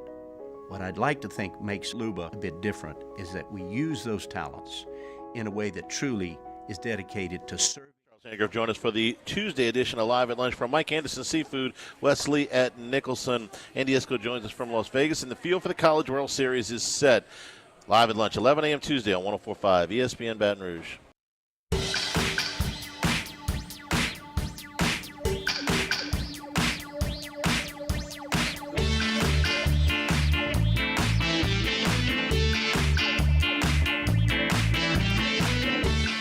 Our Rad Dad contest is back, presented by Roaming Shot Outdoors and Shooting Range. Upload a picture of your dad doing dad things to 1045ESPN.com for a chance to win him a Blackstone grill with all the accessories, 1 long-range shooting school class for 2 from Roaming Shot Outdoors and Shooting Range, steaks from Chris's Specialty Foods, a Hawk soap gift basket, and a full throttle package from Finish Line Haircuts. We'll be choosing a winner June 14th. That is this end of the week here. Happy Father's Day from Roaming Shot Outdoors and Shooting Range and 104.5 ESPN Baton Rouge. This is the Hunt Palmer Show, brought to you by Gulf Coast Office Products. So we found out over the weekend that John Emery Jr. has decided to come back to LSU. I'll be pretty candid. I didn't even know John Emery Jr. had college eligibility left. Now, we understand his case has been an interesting one because he missed a year with academic things, and we had the pandemic, and that year didn't count, and he's still included in all that. So I can't claim that I know even all the rules. Well, remember he entered the transfer portal. Right. And I knew that. So obviously he still had eligibility. Right. When he entered the transfer portal, at that point, I did not know he had eligibility. Right. Once he did that, I was like, okay, that makes a lot of sense. But I don't know how to count those years at this point. It's confusing. We got to get to 2030, and then I'll feel like I know how many years of eligibility everyone has. But until we get there, I won't be able to know. But John Emery, he was in the same signing class as some of these names. Marcel Brooks, Maurice Hampton was in that class. He was in the same class as Trey Palmer. Some of these guys didn't even make it to campus, it seems like. Same class as Cade York. I mean, he's been at LSU for a very, very long time. Of course, he was in the same class as Derek Stingley as well, that 2019 class that were true freshmen on the national championship team. But he's decided he's going to come back, and this is a guy who has played in 37 games at LSU. He's had 213 career carries. He's run for 1,000 yards, scored 14 touchdowns. And he will return. And I'll be pretty honest with you. I think this is a good thing for LSU. I don't know what type of player he'll be. The last thing we saw from John Emery was him tearing his ACL, and it was a nasty-looking no-contact injury, and I kind of figured that would end his career. But it hasn't, and he's going to come back, and he's going to play. If he can be the same guy that he's been since 2019, I think that helps. Because you're in a situation at running back right now where you're a little thin on numbers. We don't know what Trey Holly's status is going to be. You've got Josh Williams, obviously. You feel really good about Caleb Jackson. And then you bring in Caden Durham, who's a big talent, but that's not a lot of guys. I mean, we've seen LSU teams cycle through 4 backs in a year, no problem. Go back to the Jacob Hester, Charles Scott, Keelan Williams, Trendon Holiday teams. And it's been more often that's been the case than, Clyde Edwards-Helaire taking 96% of the snaps or whatever it was. Usually you cycle through, and running backs get banged up, a lot of times have to miss some time. And if you were going to go into a season with basically just Josh Williams, Caleb Jackson, and freshman Caden Durham, like, that's not enough. And again, I'm not going to get into the legal discussion of what Trey Holly's future holds, but I'm comfortable saying it's not certain. So if you can't for sure count on him, well, I'd like some bodies. And I kind of figured LSU would go into the transfer portal and find a running back. I feel like finding a 6'1", 223-pound guy that runs fast is pretty doable in the transfer portal. I mean, the SEC's leading rusher last year came from like D2, Garrett Schrader at Missouri. So I feel like LSU needed to add, and if John Emery is healthy and is the guy that he's been, he can help. John Emery never became the best running back in the country, and that's what he was coming out of high school. He was the number one back in the nation. And you remember the recruiting story where he was committed to Georgia, and then Georgia came here, incredible day game atmosphere inside Tiger Stadium. LSU wins that game. John Emery ends up flipping, and he's the number one running back in the country, and you sign him. And if you are holding him to that standard, being the number one player in the country, then no, he hasn't been that. He has been, fairly productive as a rotational piece as a running back.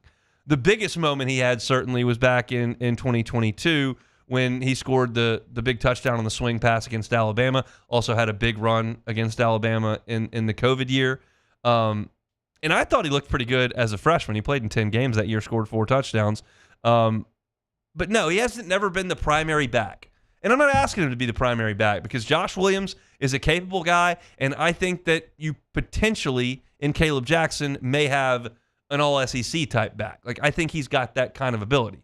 He's got to know where to go. He's got to know where to be. But in terms of size, speed, strength, all that, Caleb Jackson's got it in spades. And I'm really excited about the future of Caden Durham and his home run hitting ability, the speed. He's just got a lot that you would really like. But if John Emery is your fourth back, that's a good place to be in. And I don't feel like you're in a bad spot with numbers there. You start the season probably with Williams getting the majority of the carries. Hopefully Caleb Jackson moves into that role. You get Caden Durham's feet wet in a couple of games early and see if you can't get him in some space and let him use that speed. And you've got John Emery if there's some sort of an injury situation. That works. What I can't know as I sit here today in June is how John Emery is recovering from a knee injury. You feel pretty good about where we are with modern medicine and that somebody's going to be able to fix him up and he'll be good to go. But he's had some injuries in his career. He's had some time where he missed football time for other reasons. But I think this is a good thing for LSU. And I've said this a lot. Like, I think LSU is going to lean on the running game some, and they need to. And they need to be better up front than they were last year in the run game. Pass game, they blocked fine. Everything looked good. In the run game, got to be better. And the best way to help out a new starting quarterback, the best way to help out a defense that we think may have some issues is shorten the game and hand the ball off and run it. And if you're going to lean on that a little bit more and be a more quote-unquote traditional running game than you were last year where the quarterback did a lot of it, you're probably going to need some depth there.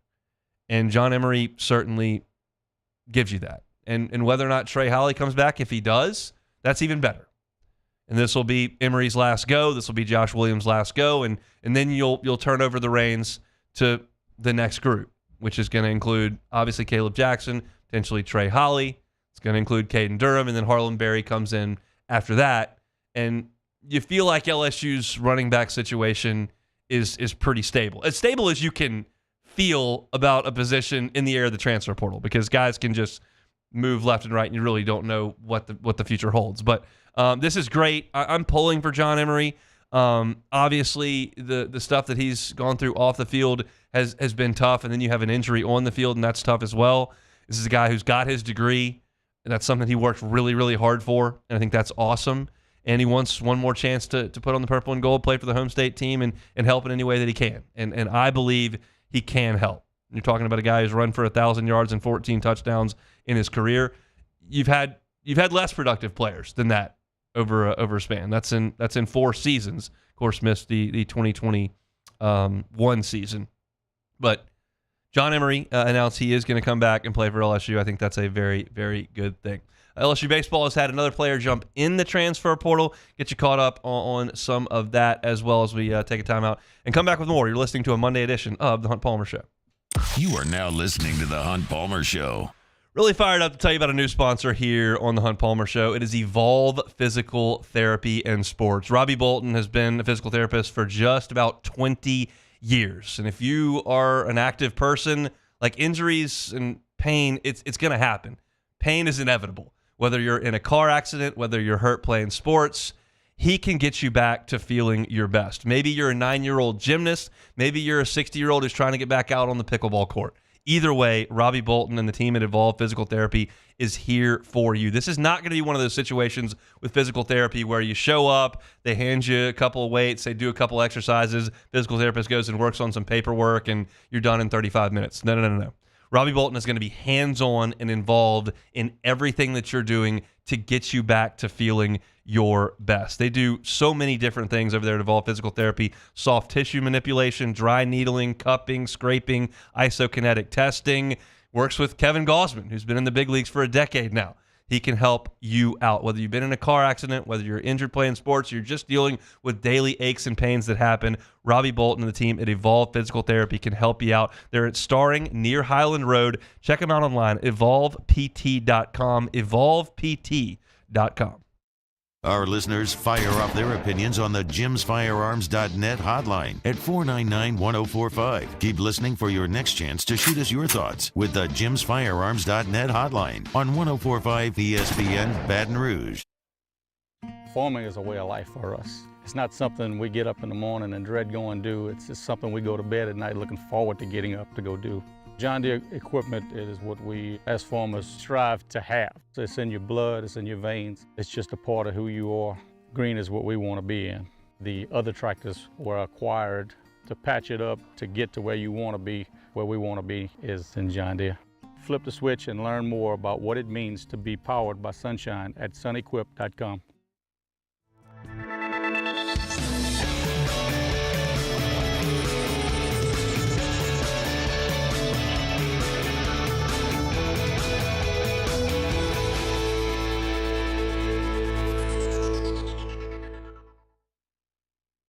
The Windsor Senior Living Community in Mandeville, Louisiana is a beautiful, vibrant apartment community geared toward seniors. They are nestled right in the heart of Mandeville, where seniors live a more carefree lifestyle in spacious apartments with the peace of mind that comes from having a little extra help. Call the Windsor at 985-624-8040 to schedule a lunch and tour. Come see how the Windsor can be your passport to peace of mind. Gulf Coast Office Products is a nationally recognized Savin office equipment dealer based right here in Louisiana. Over 100 employees strong, Gulf Coast has the boots on the ground to support all vertical markets, from education, engineering, legal, and finance. With the latest in office technology, from desktop to production segment units, Gulf Coast and Savin have the perfect fit for you. Call 225-756-2644. That's 756-2644 for Gulf Coast Office Products. When it comes to ending cancer, we push forward, always working together for you. That's why our cancer experts at Ochsner have clinically integrated with MD Anderson Cancer Center. This means advanced cancer care, including access to life-saving clinical trials and integrating care to treat the whole you. Introducing Ochsner MD Anderson Cancer Center. Long live you. Breck teamed up to reimagine your parks, and you imagined big.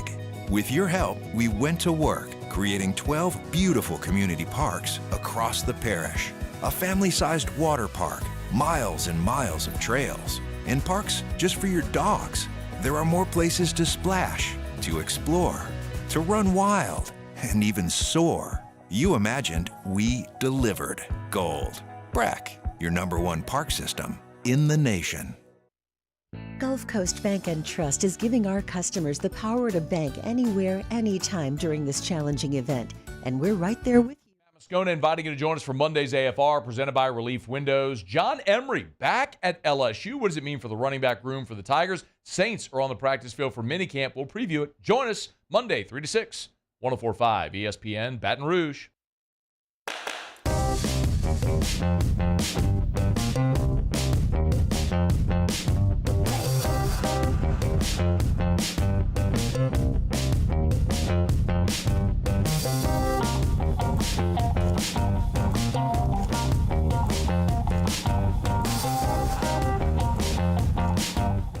You're listening to The Hunt Palmer Show, brought to you by Gulf Coast Office Products. Another name from LSU baseball entering the transfer portal, Sam Dutton. Entered his name in the portal. Junior pitcher from Southside, Alabama. Of course, 2 years ago was kind of LSU's pseudo third starter. Remember one start, he literally threw one pitch, gave up a double, and Jay went to the bullpen.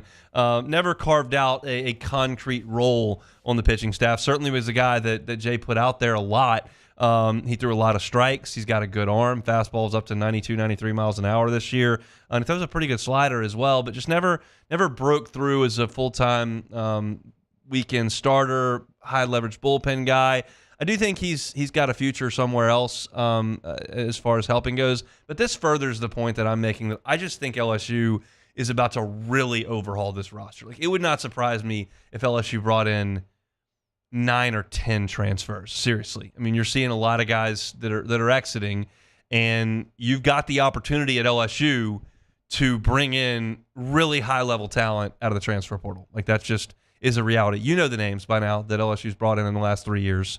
But there's no reason you can't go get more guys in the. I mean, they don't all have to be Tommy White and Paul Skeens. Like, that's great. Tommy White set the national record for freshman home runs. Paul Skeens was the first pick in the draft and made it into the big leagues in 5 minutes. They don't all have to be that, but you understand the impact guys that LSU has brought in. I mean, from Jacob Berry to Gervais and Raiselman a couple of years ago, Holman this year, Jump this year. What Thatcher Hurd meant to the team late last year. Like, Michael Braswell became your starting shortstop and hit well over 300 and was an on-base machine. Like, they can go get real impact pieces and don't have to sit around and wait for some of the guys who haven't necessarily blossomed at LSU. Just sit back and wait for them to blossom. Like, yeah, it'd be great if Cam Johnson was back next year throwing 100 miles an hour and was your Friday night starter. But the fact of the matter is that you didn't even trust him to go out there and make the postseason roster. So how close could he really be to that? Go get somebody that's closer. And I have no idea if Jay Johnson is kind of telling guys they need to look elsewhere, or whether or not that's coming from the player side. Like, there's no way for me really to know that. But it's just, these losses are not concerning me when I understand what LSU's position can be in the transfer portal. So Sam Dutton has decided he's going to move on into the transfer portal, and LSU will continue to look for folks elsewhere. Coincidentally, I had a segment here where we're going to talk a little bit about the transfer portal, and I want to get to Danny Hurley and his decision earlier today. But I got dragged into something on Twitter, so I'll just address it because I can. It's the middle of the summer, and somebody brings up a talking point, I'll entertain it. And there was a post on Twitter. This person says, Jay Johnson just finished his third season at LSU. In the 2 seasons without Paul Skeens, LSU has not hosted a regional, not made a super, a combined record of 24-36 against Quad 1, a 30-30 record in SEC play, and a year-end national poll finishes of 25th and unranked. He says, I am not suggesting, implying, or otherwise, just some things I found interesting. I can address that. One, Jay Johnson got Paul Skeens, and they helped develop Paul Skeens, and he hired the pitching coach who worked under Paul Skeens, and I think deserves a ton of credit for that. I don't care about what Jay Johnson's record is without Paul Skeens. That was very much Jay Johnson's doing to have him on the roster. So that stuff doesn't matter. If you want to talk about what happened in year one, Jay Johnson inherited a team with a lot of really good position players and really, really, really, really poor pitching depth. I mean, you remember Ty Floyd was trying to get his feet wet as a starter, but hadn't been to that point. You had Mikhail Hilliard, who was old reliable, could go out there and throw a bunch of breaking balls, but he had to go get Gervais and Raiselman just to try to finish some games. Like, they did not have the requisite pitching depth to compete in the Southeastern Conference. It would have been real trouble without some of that. So I think the fact that they went 17-13, almost hosted a regional that year, and just about got out of Hattiesburg was a pretty good coaching job, not one that should be held against him. Then you've got the national championship team, which it's fair to look at that team and suggest that Paul Maneri did a lot of work on that team. Dylan Cruz, Trey Morgan, Jordan Thompson, Gavin Dugas, Cade Beloso, Alex Milazzo, Hayden Travinski. These are all Paul Maneri guys that he signed and coached. And then you look at some of the freshmen on that team. He got a commitment from Paxton Kling. He got a commitment from Jerry Jones. The only guy in the lineup in Omaha that Paul Maneri did not either coach or recruit and get a commitment from was Tommy White. But Jay Johnson took those guys, added some really, really good players to them, specifically on the mound, and helped cultivate a national championship and deserves immense amount of credit for that. This past year was a disappointment. There's no two ways about it. LSU should not have gone 13-17 in the league, should not have gotten swept twice, should not have started 3-12, and more often than not, you don't need to be traveling in a regional, and certainly not the number 4 seed. And not getting out of a regional is never going to be the expectation or the standard around here. And Jay knows that. He's well aware of that. And that's why he was on an airplane this morning trying to go get more players. That's why he was, while they were going to Omaha, getting Braswell and Holman committed for the next year. You've got one of the best coaches in all of college baseball running LSU's program right now. He is relentless. He is tireless. He is qualified. He's excelled. They had a terrible 5-week run this year. And the beauty of the sport is you can take that terrible 5-week run and fix it and move on, and you have a chance. Chip in a chair, as Jay said. But when you go on that bad 5-week run, the consequences, the path to get where you're trying to go becomes a lot more difficult. I personally would rather play James Madison and Evansville and Illinois and UC Santa Barbara, whoever, in Baton Rouge. Traveling to North Carolina ain't going to get it. And this year, in totality, was a bit of a disappointment because you were preseason number 1. You were number 1 at some point during the year.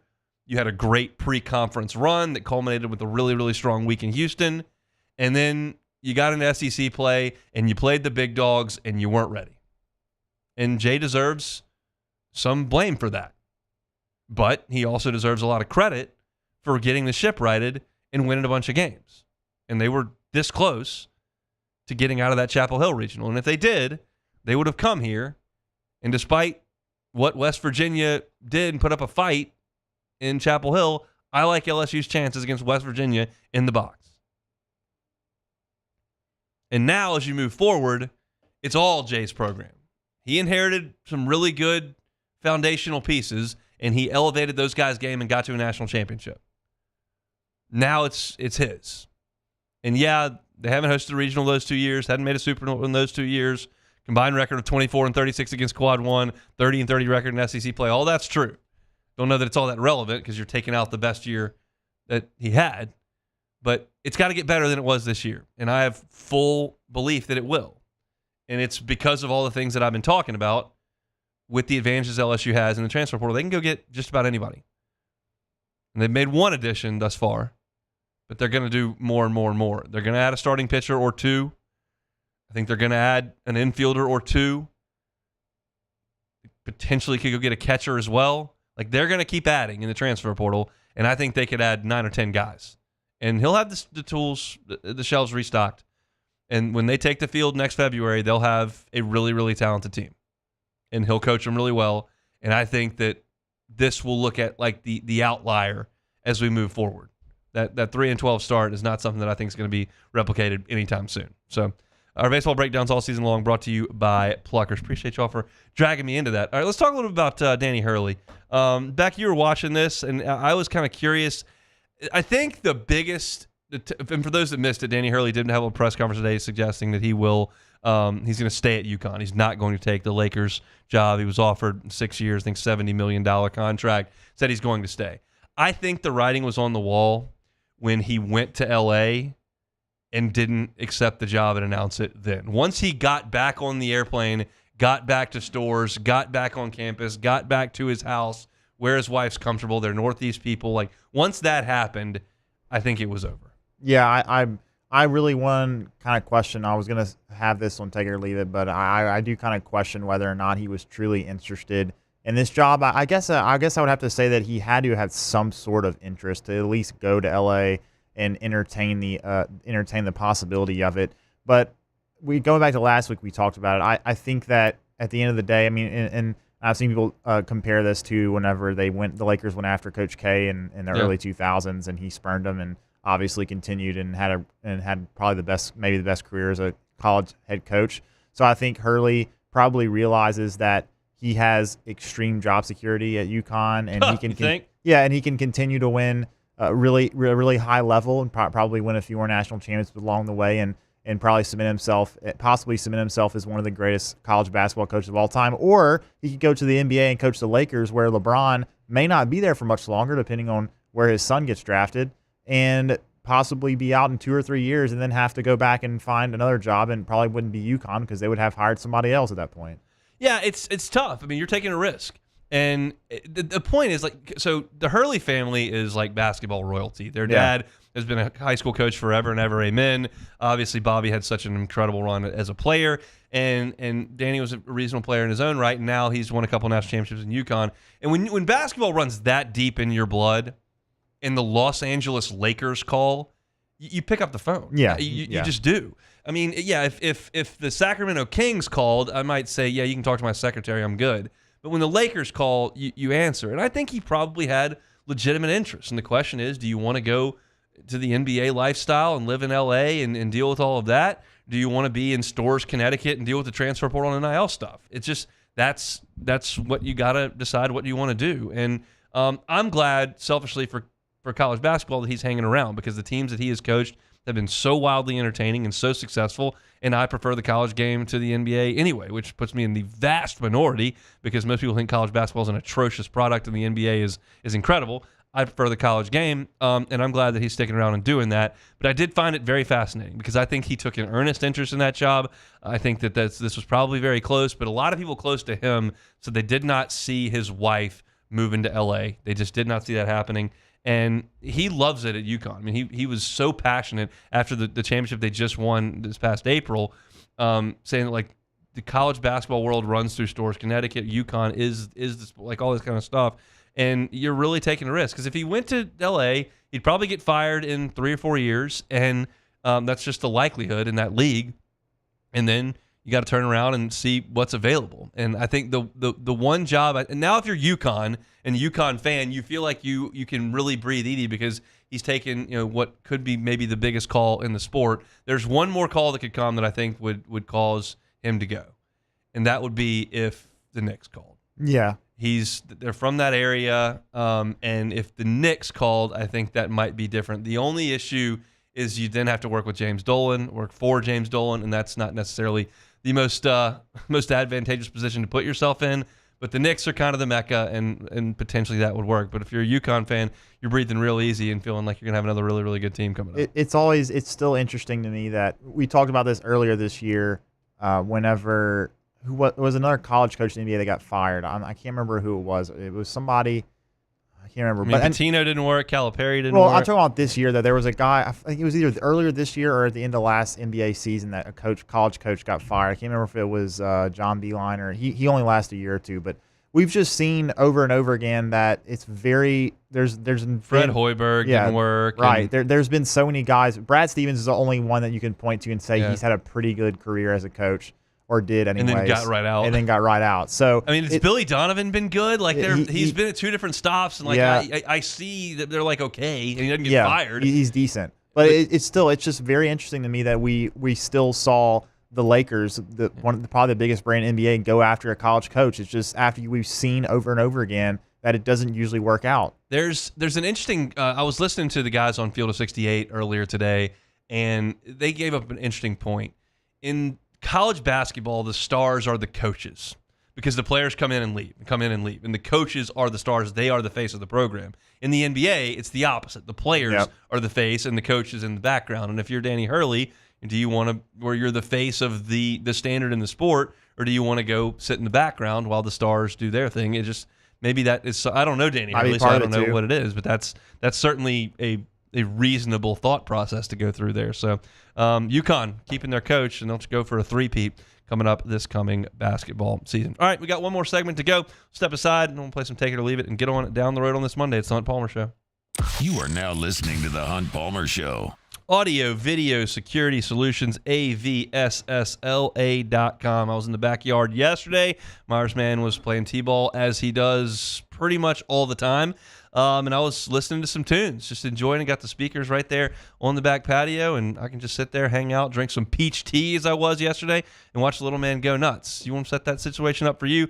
Outdoor music capabilities, Audio Video Security Solutions can help you with that. If you spend a lot of time cooking in the outdoor kitchen, maybe you've got a swimming pool that you spend a lot of time with, or you're just in the backyard like we are a bunch, Audio Video Security Solutions can hook you up, and I control that entire thing. Volume, different stations on the music apps. I can get our station here on there, all on the touch of a button on my phone that goes right into the speakers in the roof of the house. It's awesome, awesome stuff. Thanks to Mitchell Fisher and the crew at Audio Video Security Solutions. If you're curious what they can do, go to the Instagram page, AVSS_BR, and check out some of the great pictures and videos of their awesome work. And I'll give you Mitchell Fisher's cell phone. It's the owner of the company. You call this number, you get the owner's cell. That's pretty good customer service that we're giving you there. It's 225-439-7920. 225-439-7920. It's Audio Video Security Solutions at AVSSLA.com. In times of need, get a full list of phone numbers, websites, and other important emergency information on the Demco Stormwatch page at 1045ESPN.com.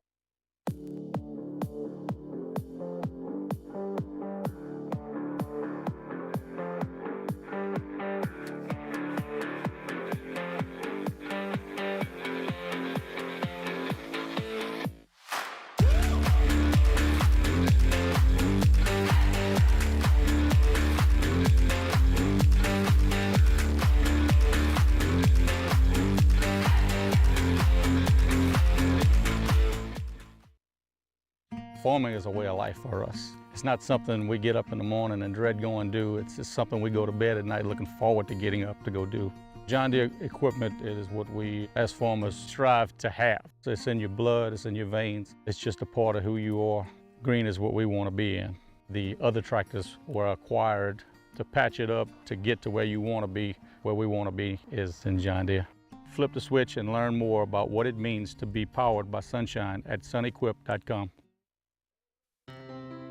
When it comes to ending cancer, we push forward, always working together for you.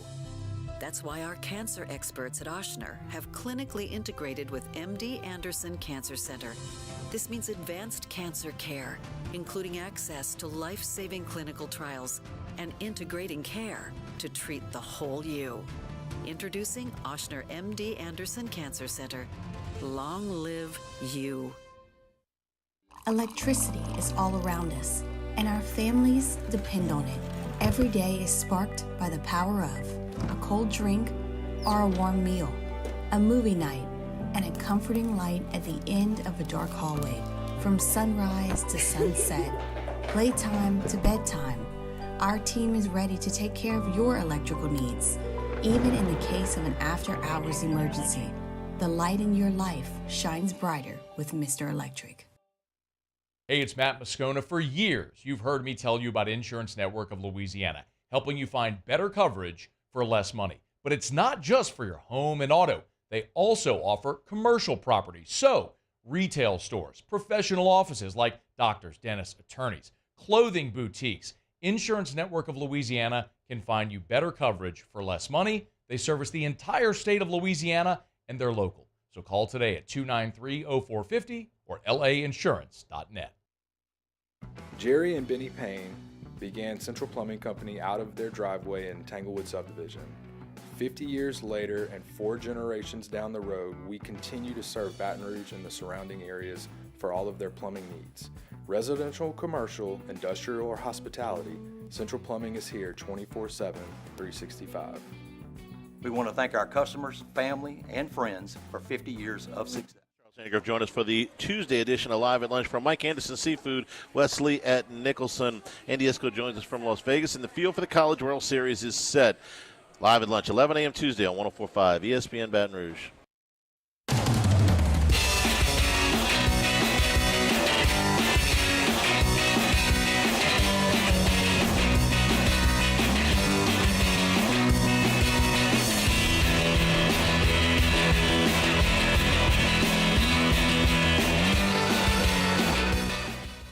Get the 104.5 ESPN Baton Rouge app powered by Bayou Ford and tap the mic icon to send us your thoughts in audio form.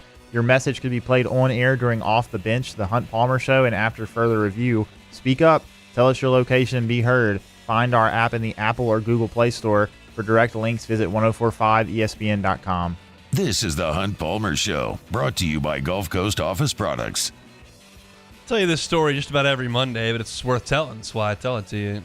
Trey Beal and the folks at Gulf Coast Office Products are so fantastic to work with. And you have your options really in a lot of different lines of work to deal with the mom and pop shop or to deal with the national corporation.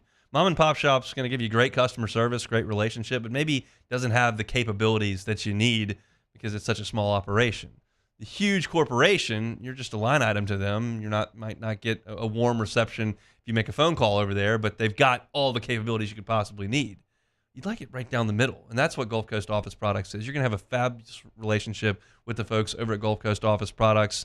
They've got the resources to get you service, to get you new equipment if you need it, all over the state of Louisiana. It's the best of both worlds. It's Gulf Coast Office Products. For all your printing, scanning, copying needs, they can help you out. Trey Beal's got clients in all different verticals in terms of healthcare, attorneys, us, just a media company, schools, banks, whatever the case may be. Trey Beal can help you out with your printing, copying, scanning needs. And if you've never really thought about what we need in our equipment, you might want to look into that. And Trey can certainly help you out with that. They've got competitive pricing on all their leases, fantastic customer service, a great operation over there. Official office product supplier of the LSU Tigers, New Orleans Pelicans, New Orleans Saints, ULL Ragin' Cajuns, GCOPnet.com, GCOPnet.com. All right, back. Let's play some Take It or Leave It. All right, first one here. The Pittsburgh Steelers, in a shocking turn, gave head coach Mike Tomlin a contract extension through 2027. Tomlin's been there since 2007. Tomlin will finish his coaching career with the Steelers. Take it or leave it. I will take it. I'll take it. That is the most stable organization in American sports. Yes, I agree. And they have a good coach, and he's happy there. And I think that everything's going to move forward there. He's had some trouble with offensive coordinator of late. Got to get that figured out. I don't think everything has been all sunshine and roses on the offensive side of the ball there for a little bit, and they've got to figure out quarterback as well. So we'll see what the future holds. I don't know that I'm forecasting any Super Bowls very quickly, but I'm also not ready to tell you that he's going to get fired anytime soon. So I think that, Mike Tomlin's going to be with the Steelers until his time is done. Maybe that's 3 years from now, maybe that's 8 years from now, but I think that's their guy. The Boston Celtics down the Dallas Mavericks in Game 2 of the NBA Finals. Was not very close and got a little close to the end there, but still not much of a fight for the Mavericks. They do get to go home for Game 3, but the series is over. Take it or leave it. I'll leave it. I think the Celtics are going to win the series. They may win it in 5 games, but I give the Mavericks a chance. Let them get back on their home floor and see what they can do. It would be silly to call this thing over, especially if the Mavs go on their home floor and win Game 3. So I think the Celtics should be a huge favorite. They are a huge favorite. I think they'll win it, and I think they'll probably win it in 5 games. But I'm not going to just completely disrespect the Mavs at this point after a nice run through the Western Conference. So I'll take. It's not over. Okay, I tend to agree with you. It's just you've got to have. Celtics are way better. Yeah, the Celtics are just way more complete team. If the Mavericks have a down game from Luka or Kyrie, they pretty much have no chance unless they have some crazy random performance from a role player. So moving on here, Wes Johnson and Georgia will be the 5th SEC team in Omaha. Bulldogs in Omaha. Take it or leave it. I'll leave it. I think NC State gets them today. Georgia has no pitching. They just have none. And Leighton Finley pitched yesterday, and we saw the panic move that Wes Johnson made in the regional when on one-day rest he went to his ace out of the bullpen to close the game after he had thrown 81 pitches. I've mentioned this like 3 times on the air now, but that is a pitching coach who has spent his career coaching pitching who knows he has no one to turn to in the bullpen. And obviously Finley's not going to pitch today. I don't know what NC State has left. I'm not going to pretend to know what their pitching staff looks like. Georgia's going to have to go out there and score 8 or 10 runs tonight. They're certainly capable of that. They can do it in an inning. But I think NC State's probably a more complete team. I think Elliott Avent is a fantastic coach. I don't really care about Georgia winning or losing. I just want anybody up there that can beat Tennessee or Texas A&M. But I think NC State wins today. Last one, the Minnesota Twins unveiled their new City Connect uniforms. Take inspiration from the Land of 10,000 Lakes. Uniforms are take it or leave it. I mean, you got to leave it. These City Connect uniforms are atrocious, all of them. Here's the deal. This is a blanket statement I'm very comfortable making. Any baseball team, anyone, Vanderbilt, Southeastern, the Twins, the Cubs, any baseball team that puts on colored pants looks stupid. Period. Vanderbilt's black pinstripes, Mississippi State and their black uniforms, any of the major league teams that wear the Carolina Blues like the Royals or the Cardinals, any of these City Connect uniforms, the Cubs wearing frickin' navy and shirts that say Wrigleyville on them, these are royal blue. They look stupid. Every City Connect uniform is terrible. Space City, the town, Wrigleyville, South Side, all bad. They're not all terrible. All terrible. Did you see? Colored pants are for the beer league softball teams that crush 500 beers and hammer homers on Sundays. That's it. Savannah Bananas, if you want to wear yellow, you can do that too, because you're in it for being goofy. This is real sports. It looks terrible. Did you see the Tampa Bay uniform? Their City Connects are pretty cool. No, they're not. Okay. I haven't even seen them, and I bet they're not. Let's see. I'm gonna look up Tampa Bay. 30 City seconds. Connect. We got 30 seconds. Tampa Bay City Connect uniforms. Oh God, the camo with the neon. Yeah. Grit and glow. Awful. Absolutely awful. And if LSU ever comes out in colored uniforms, I will vomit on the spot. Am I being dramatic? A little bit. 10 seconds. That's about to drive you home on After Further View. We're back tomorrow, same time, same place. It's the Hunt Palmer Show.